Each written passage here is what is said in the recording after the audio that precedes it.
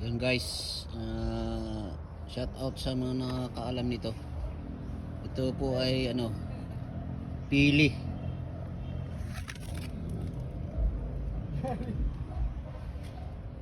Kunin natin.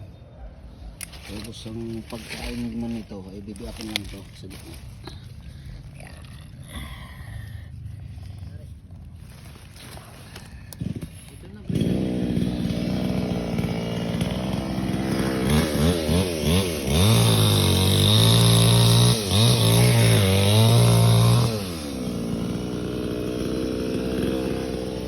Dami.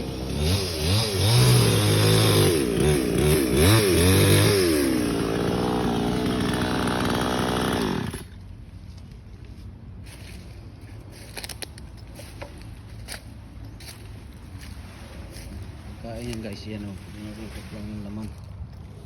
Yan o.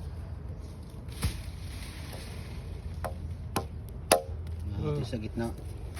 Yan laman o. Ang lasa niyan ay parang Lasa parang tiklong. parang mani.